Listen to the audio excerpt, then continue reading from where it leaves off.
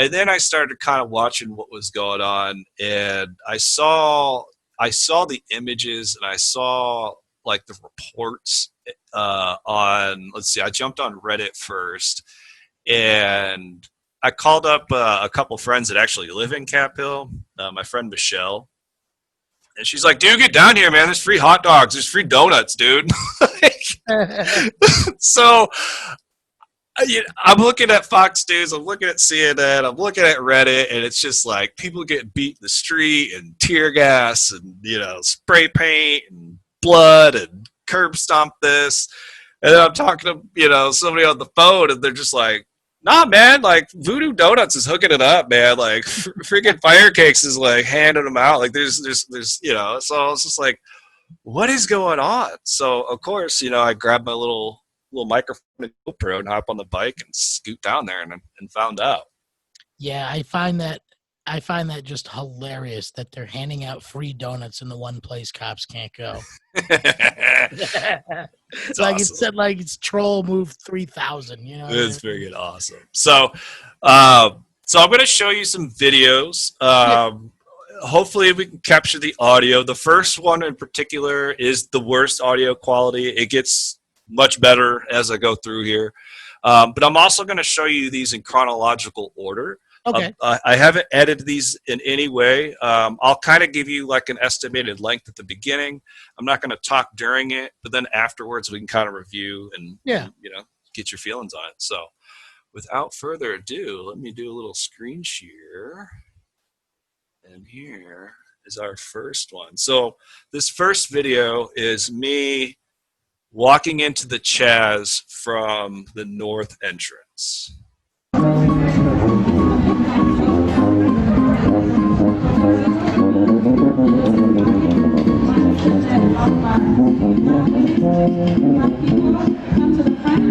Love it.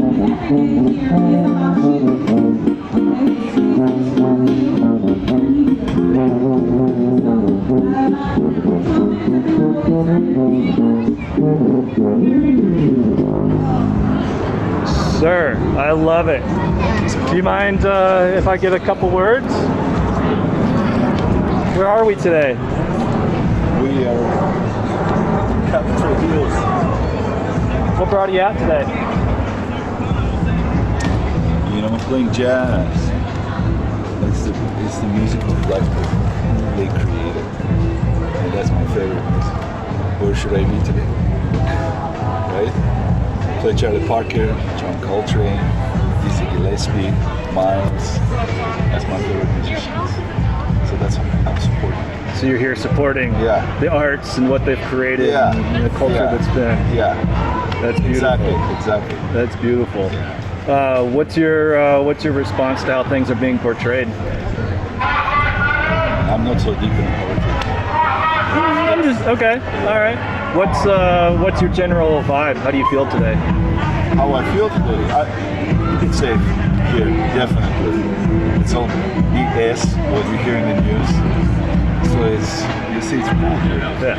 I think we deserve to have a maybe in Seattle area like that. Okay. Like free zone, really it's kind of like that. Yeah. And maybe that's a good idea. I think so. Yeah, it's a stress relief for it, man. Well, I appreciate you bringing the stress relief out, man. Thank you. You're beautiful. The instrument that you've chosen is tuba. It's not chosen. It's a destiny, bro. Yeah. That's beautiful. That's beautiful.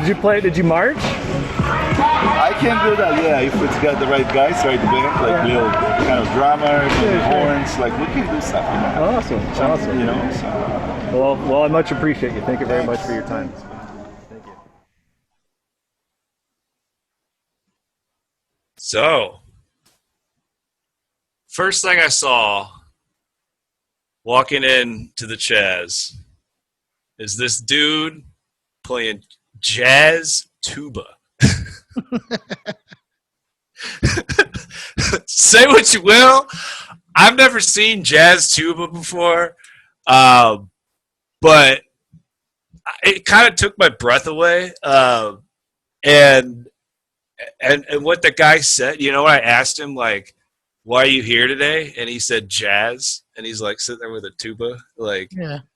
he's like, "Hey, these are the guys. Like this is they made this stuff.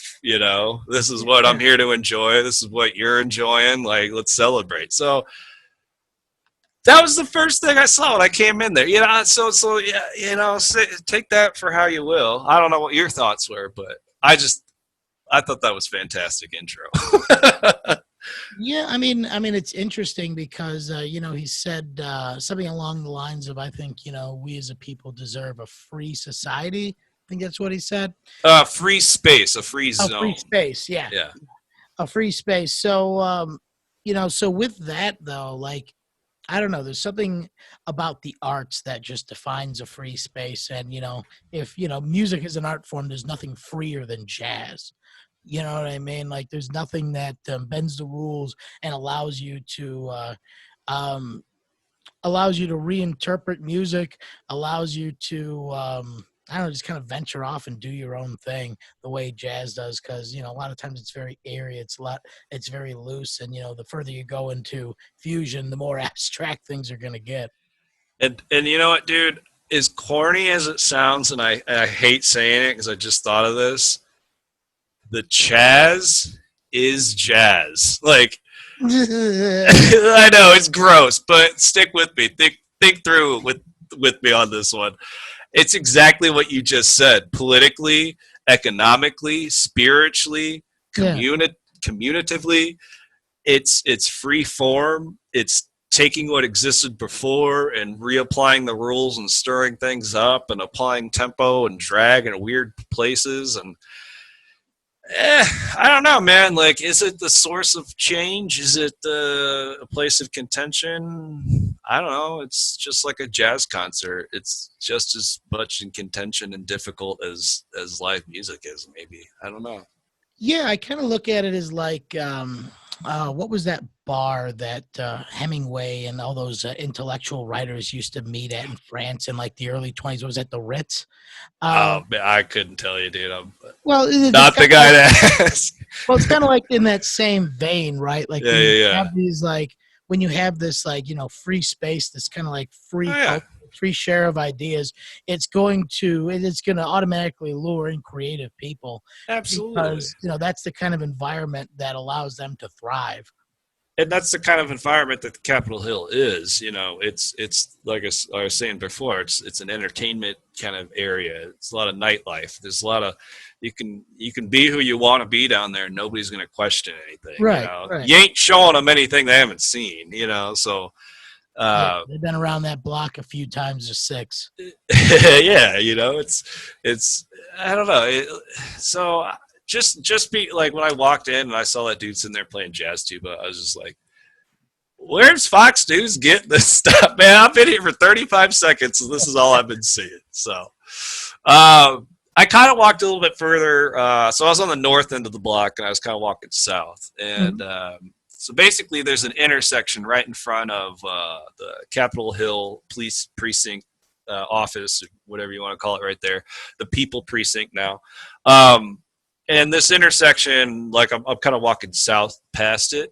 And so I captured this, which this is a clip. It's only about a minute. And what it is, it's I'm standing in front of the police department, and you can see the Seattle people. The people spray paint behind it. I'll pull that video up so you can see it. And I just want to play this so you kind of get a vibe for what the streets looked like.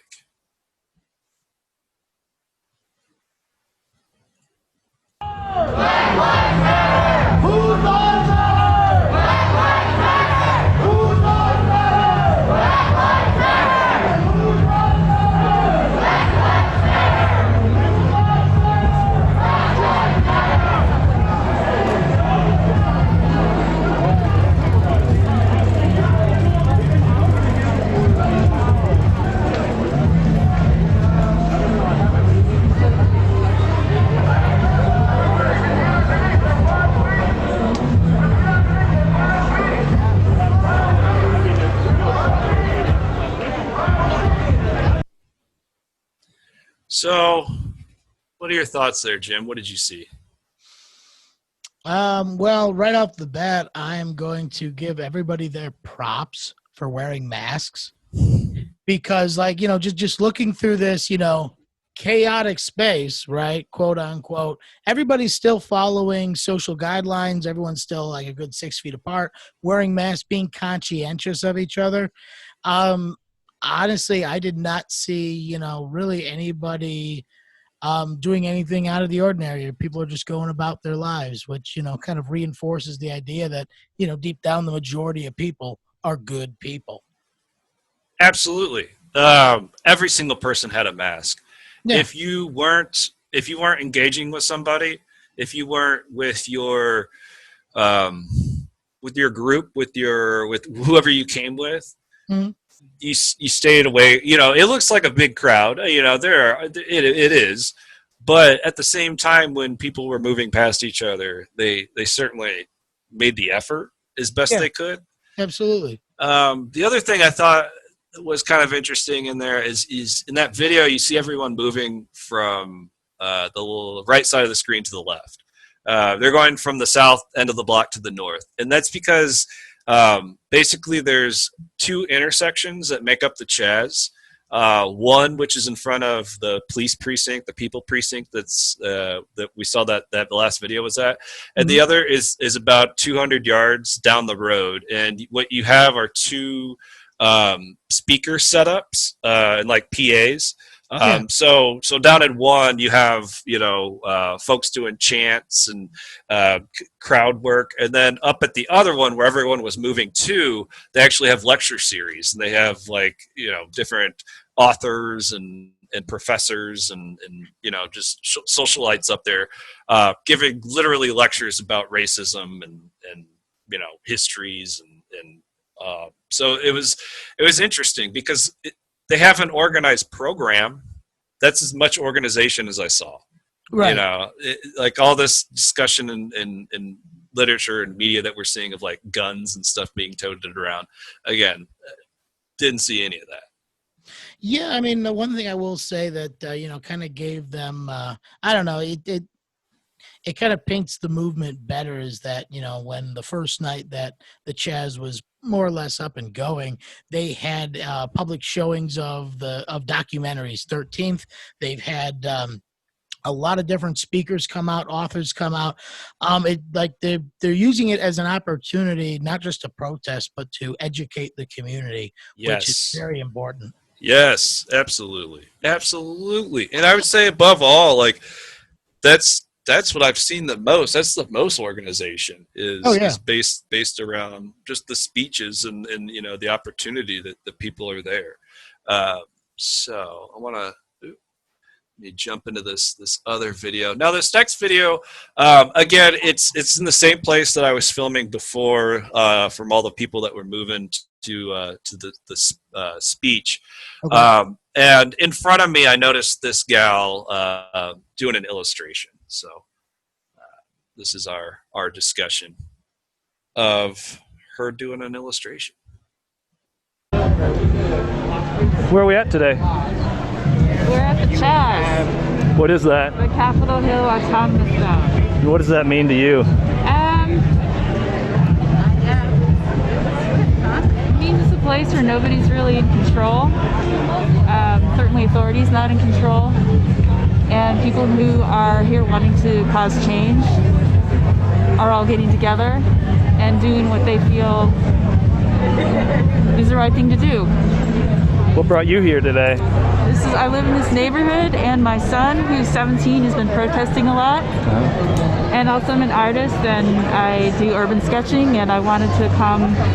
This is how I experience places, is to sketch it, and I wanted to feel it out. And I also wanted to see, I don't know, I kind of want to disprove what's on the media about what's happening here, which is crazy. Crazy! I don't recognize anything I'm seeing on the media. Can you expand on that? Well, first of all, I was hearing how huge it was when it was only 2 blocks. Hearing about there being armed guards. I don't know if that's true or not. Maybe there was one, I don't know. The people are openly doing drugs everywhere, that it's a homeless encampment, that it's violent. So I haven't really seen. I mean, there's a garden, for God's sake. People are planting flowers. There's free food everywhere. There's dogs. There's kids. So yeah. Are you reporting for somebody? Yeah, I have a friend out of Chicago, Illinois. He runs a little podcast out there. We talk to all kinds of artists. I recently moved out here and found myself in the middle of this situation too. And I said, hey man, let me go get you some media. So right on. Cardboard and microphone, here I am. Yeah. What medium are you expressing yourself with today? So right now, this is just pen, and then I go in with black watercolor or ink and do a wash. So I do value study and wonderful that sort of thing. Yeah. Beautiful. Yeah, Beautiful. thanks. Is there any? Do you host? So yeah, watercolor lady. Oh, that is awesome that she's just trying to capture that moment through her medium. You know what I mean? That's the pretty heavy watercolor, man. Yeah. You know, like, yeah, I mean, you know, that's a mom. You know, it's just somebody's mom who likes to draw. And like she's down there capturing this epically historic moment, standing on this intersection of, you know, an abandoned police department. Pretty powerful. Yeah. Now, there's been a lot of reports of you know, them burning down the police department, smashing it all up. Can you go ahead and confirm that that police department is still standing and it's being used for? I mean, it hasn't been destroyed. There's still it's still standing. You know, so there's multiple. It's the windows, as far as I can see, are completely boarded up with plywood, and then around that they have a chain link fence, and then you have a bunch of folks that are kind of there just to make sure nobody's furthering the destruction and continuing property destruction. Right. So they've kind of put a kibosh on you know, folks being jerks and throwing rocks and stuff. Are there broken windows? Yeah, you know, yeah, absolutely. Has it been burned to the ground? No, not at all. So are people from the CHAZ actually hanging out in it? Are they using it for, you know, other purposes, or did they pretty much just board it up? So, you know, it just you know, it isn't it's just kind of out of sight, out of mind at that point. Well, what it is it's two intersections, and there's a football soccer field park. Like the photo that's behind me, if you kind of keep going down the road that way, there's a big soccer field, and people are just like hanging out on the backside of the soccer field. There's a park, and there's probably 30 to 40 tents of people camping out. So that gal, just a big music festival without the music.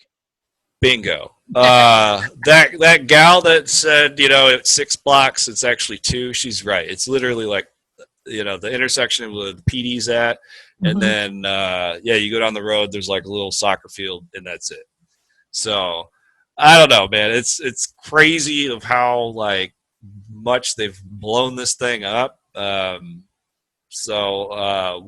know, one thing I did think was very, very cool was the crowd control methods, and also kind of going back to it as a lecture series or classes. I stumbled into a thing that they called the Conversation Cafe. This is about a 9-minute clip. It's a little bit long. I think the folks that I talked to, you know, they were definitely ready to talk. So if you want me to pause to like kind of review anything, you know, just let me know. But otherwise, I'm just going to kind of let this play and let these folks have it. Yeah, we'll dissect it afterwards. All right, cool. So let me bust out the share. All right.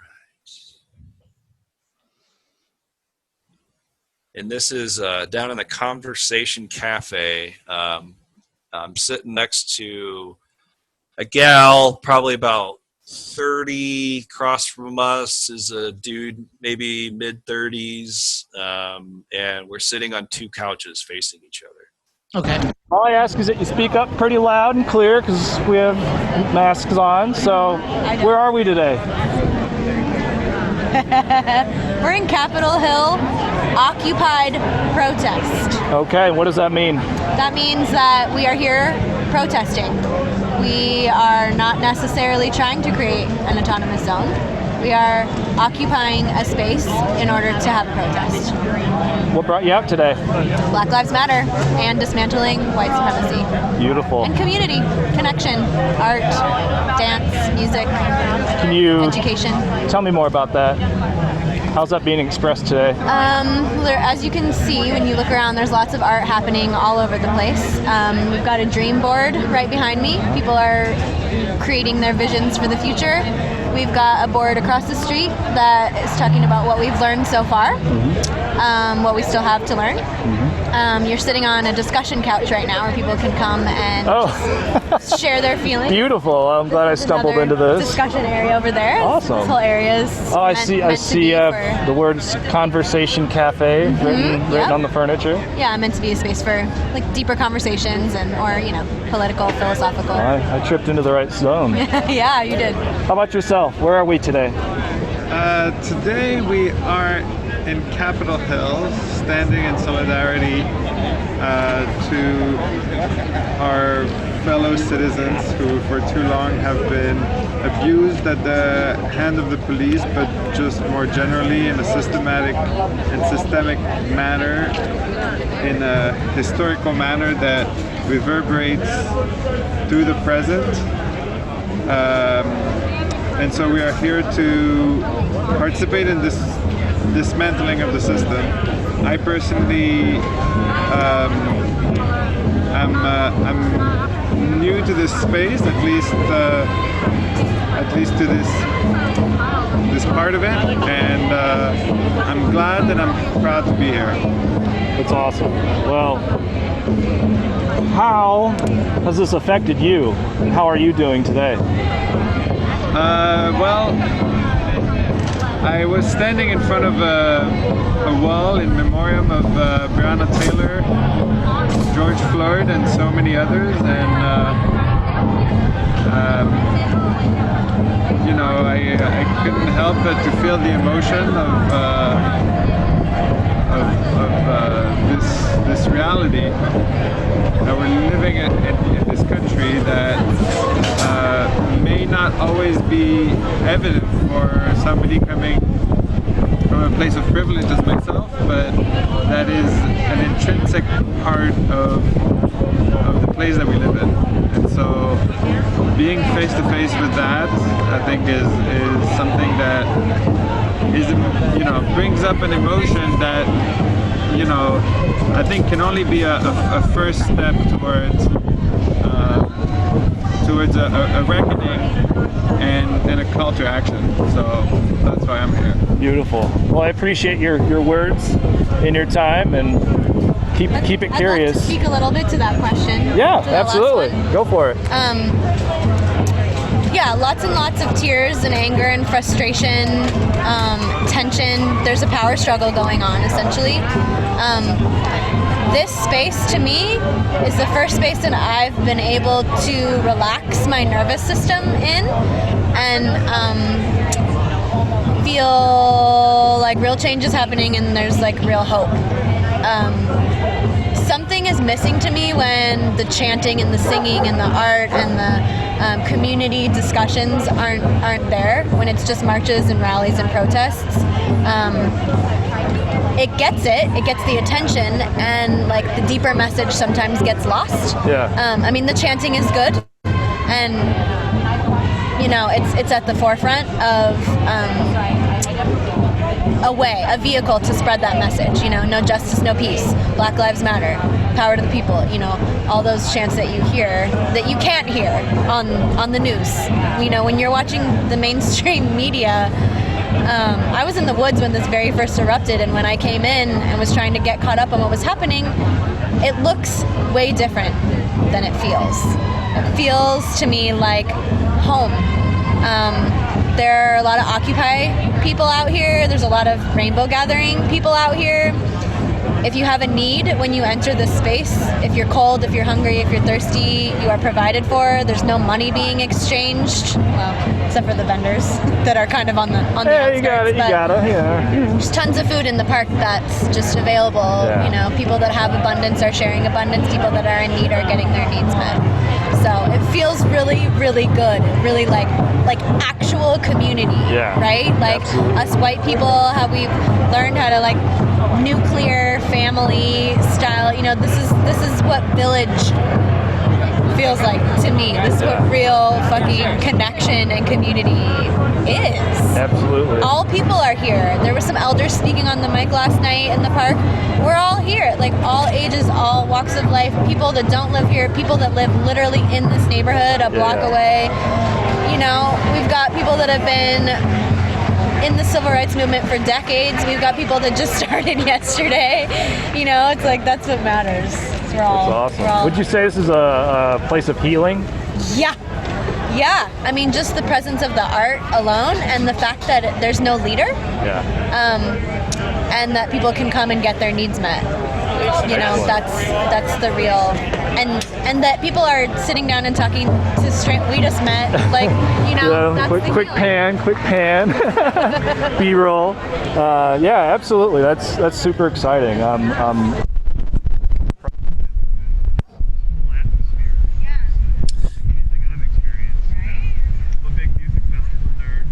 Yeah, it kind of audio kind of cuts out and gets a little funky after that because I'm not a professional cameraman. So, Yeah. but What's interesting about that specific clip that you had there is that she really addresses something that I think is really important about this moment, CHAZ, in particular, is the evolution of protests. Now, a lot of different protests over the course of history have had certain things that work, certain things that didn't. With the first wave, I would consider the real first wave of American protests in this century would have to be the labor movement, right? And the labor movement, if you have studied the history behind that, was a very violent and bloody affair. Actually, I just had a constitutional scholar on last week who let me know that Grover Cleveland actually utilized the Insurrection Act of 1807 to send the military in to kill and put down train workers' strike for the railroads. yeah, I remember. Yeah, it was like railroads and coal miners too. I think in Kentucky, like they had like bombs going off in towns and So just kind of looking, at the labor movement, they kind of that kind of idea of violence was then flipped on its head in the 1960s protests because Martin Luther King knew that it wasn't going to be the protests that were going to sway, white folks on the civil rights. It was going to be using the media to show how brutal the police were being to those people, watching them get hosed down. That's some shit. Like, man, like, I don't know, dude. Like, from the beginning, Mr. Officer, you have a PR problem. You've been filmed too many times beating people senseless. Well, Mr. Civilian, I've never been held accountable, so I've never had to do that. I don't give a fuck. You can go suck my dick. Well, sir, you can't say suck my dick on TV. That upsets everyone. And here we are. Like, it's just like, come on. Like, the protest against police brutality is met with police brutality. And it's just like, yeah, man. They're shooting themselves in the foot, Go ahead. Sorry. Well, I was going to say, like, looking at CHAZ in particular, it appears to me, and this includes the Occupy as well, when they actually tried to occupy that certain space, it seems to me like they have incorporated the the different tactics that worked for different protests over the years, whether it's the ability to stand up to police, the ability to take a beating and come right back and take another beating just to get the footage out there to sway the American consciousness, the ability to stay and occupy an area instead of keeping a protest moving. They've taken all the different things that have evolved in American protests. They've taken what's worked and they've lumped it all into one spot, and that's why I feel it's so Absolutely. successful.